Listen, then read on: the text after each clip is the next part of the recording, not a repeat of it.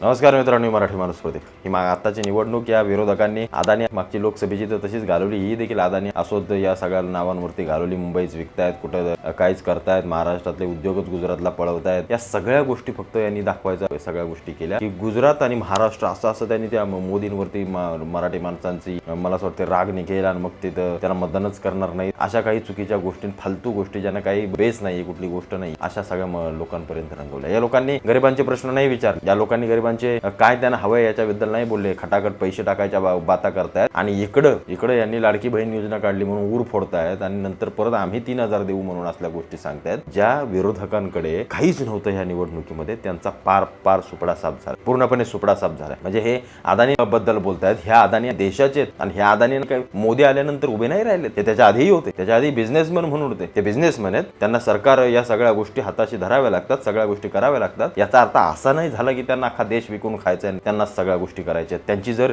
एखादी कंपनी, जर अदानी सारखी कंपनी जर एखादी पोर्ट चालवत असेल तर त्यांचं ते काम आहे, ते त्या क्षेत्रामध्ये काम करतायत. याचा अर्थ असा नाही की ते काय विकूनच खातायत आणि सगळं त्यांच्याच ह्याचं तेच घेऊन जाणार आहेत. आज पण तिथे एखादी पोर्ट टाकली, एखादी त्यांनी कंपनी आणली, एखादी गोष्ट केली तर आजूबाजूच्या लाखो लोकांना तिथं रोजगार मिळतोय. तो रोजगार काय फक्त गुजरात्यांनाच मिळाला पाहिजे असं काही तर नाहीये ना. म्हणजे आज महाराष्ट्रामध्ये मोठ्या मोठ्या कंपन्या आहेत, आपले मराठी लोक तिथे कामाला आहेत. तिथे देखील प्रत्येक जाती धर्माची सगळी लोक काम करतात. म्हणजे अदानी फक्त काय स्वतःचं पोट भरत आहे असं नाहीये. आज लाखो लोक देशातली त्यांच्या कंपन्यांमध्ये काम करून जगतात आणि त्यांना त्याचा पैसा मिळतोय. त्याच्यामुळे या बारीक सारीक गोष्टी या लोकांना माहितीच नाहीत, या लोकांना कधी कळलंच नाही. बरे हे अदानी बद्दल बोलतायत. अडानी से शुरुआत हो तो अडानी को पकड़िए, अंदर डालिए, इंटेरोगेशन शुरू कीजिए और इन्व्हेस्टिगेशन शुरू कीजिए. अडाणींचा पक्ष विजयी व्हावा किंवा अडाणींची भूमिका विजयी व्हावी. मग धारावी असेल, मुंबईचे भूखंडाचा जो विषय आहे तो, म्हणजे ते दाखवतायत की महाराष्ट्रामध्ये अडाणीला पाठिंबा आहे. मग तुम्हाला जर विरोध आहे तर तसा विरोधाला विरोध करा. तुमचं सरकार आल्यानंतर तुमचे दोस्त होतात, तुमचं सरकार गेल्यानंतर तुमचे दुश्मन होतात. या असली पॉलिसी नसते. या असल्या काही गोष्टी लोकांना काही कळत नाहीत असं समजू नका. त्याच्यामुळे यांना सगळ्यांना सुपडा साफ करून टाकले. त्या 1500 रुपयाची हिनवणी करत होता. अरे गोरगरिबाला ते 1500ची किंमत आहे हो. मी तुम्हाला कित्येदा बोललोय, कित्येकदा. तुम्ही या पैशाला या गोष्टीने हात नका घालू त्यांच्या भावनेला. 1500 रुपये एखाद्या गावाची म्हातारी असेल, शेतामध्ये जाऊन 200 रुपयावर 4 दिवस राबावं लागतं, तेव्हा 1500 रुपये हाताशी लागतात. उन्हातून तानातून त्या शेतामध्ये मरावं लागतं, तेव्हा 200 रुपये ते 250 रुपये हजेरी मिळते. त्यांना 1500 रुपये मिळाल्यानंतर त्यांची खुशी तेवढी असणार आहे. हे मतदान झालेलं, हे त्या भावनेतून झालेलं मतदान आहे, हे विकासावर झालेलं मतदान आहे, गोरगरिबांच्या प्रश्नांवरती केलेलं मतदान आहे. अनेक जणांनी सांगितलं की पैसे विकत घेतले ना, असं केलं. काही नाही, प्रत्येक राज्यामध्ये ही योजना चालू आहे. महाराष्ट्रात फक्त यांनी यांच्या डोक्याने बरोबर काढली योजना